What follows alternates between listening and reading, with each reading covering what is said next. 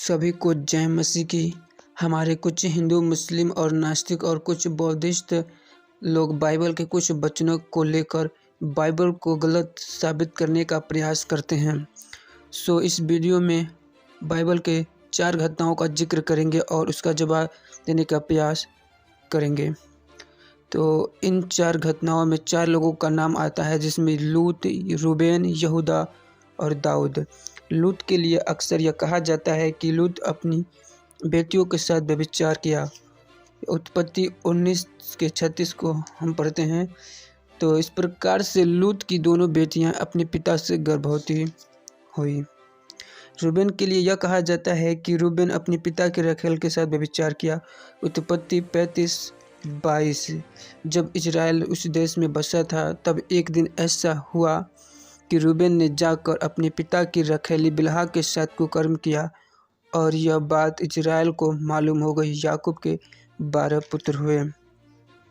यहूदा के लिए यह कहा जाता है कि यहूदा अपने बहू तमार के साथ व्यभिचार किया।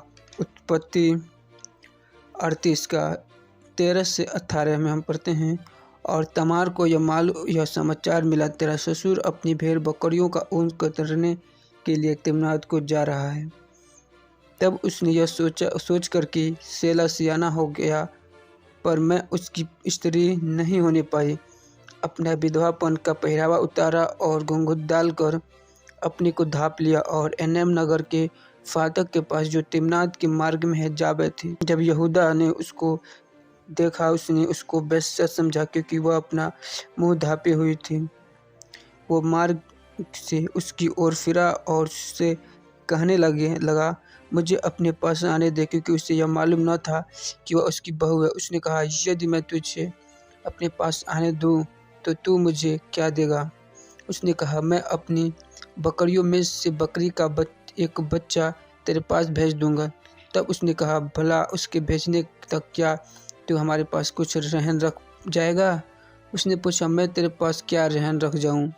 उसने कहा, अपनी मुहर और बाजूबंद और अपने हाथ की छड़ी।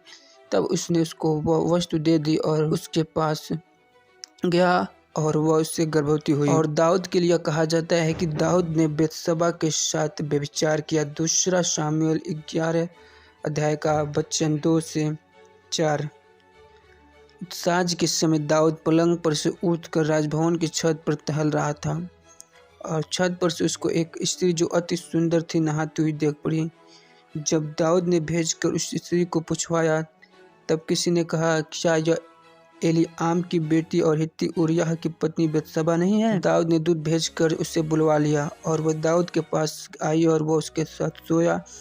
वह तो ऋतु से शुद्ध हो गई थी, तब वह अपने घर लौट गई। परंतु जब हम इन घटनाओं को संदर्भ में पढ़ते हैं, जो उत्पत्ति 19:30-36, उत्पत्ति 35:22 का जब हम संदर्भ देखते हैं, उत्पत्ति 49:4 में, जहाँ पर याकूब रूबेन के विषय में कहता है कि तू दूसरों से श्रेष्ठ न ठहरेगा। यहाँ पर उसको दंड के लिए भविष्यवाणी कर रहा है कि तू कभी भी उत्तम या श्रेष्ठ नहीं बन पाएगा। और उत्पत्ति 38 को जब हम पूरा पढ़ते हैं और 2 शामुएल 11 का जब हम पूरा पढ़ते हैं, तब यह पता चलता है कि ये लोग परमेश्वर के आज्ञा का उल्लंघन किया है। परमेश्वर के 10 आज्ञाओं में से 7वां आज्ञा यह है कि तू व्यभिचार मत करना, और ये लोग व्यभिचार किए। ये लोग इंसानी स्वभाव के कारण, जैसे बुराई करना, और ये लोग बुराई किया। और इन घटनाओं में परमेश्वर का कोई हस्तक्षेप नहीं है।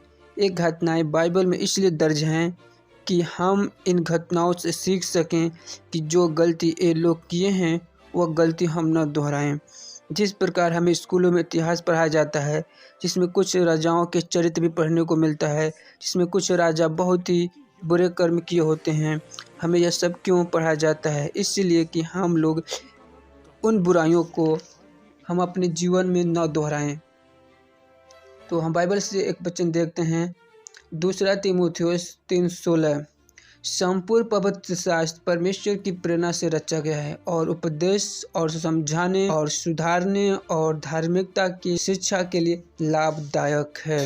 जब हम दाऊद के बारे में पढ़ते हैं तो 2 शामुएल 11 अध्याय में दाऊद उरिय्याह की पत्नी के साथ सोया अर्थात व्यभिचार किया और उरिय्याह को युद्ध में उस स्थान पर नियुक्त करवाया जहां मृत्यु होने का आशा ज़्यादा होता है और उरिय्याह इस प्रकार युद्ध में मारा जाता है। और उसके बाद दाऊद उरिय्याह की पत्नी बेतशेबा को अपनी पत्नी बना लेता है। लेकिन इस किताब के अगले अध्याय में हम देखते हैं परमेश्वर नतान नबी से बात करता है और नतान नबी को दाऊद के पास भेजता है जहां दाऊद अपने गुनाहों का अंगीकार करता है। दूसरा शमूएल 12 अध्याय का 13 से 14 में तब दाऊद ने नतान से कहा, मैं यहोवा के विरुद्ध पाप किया है।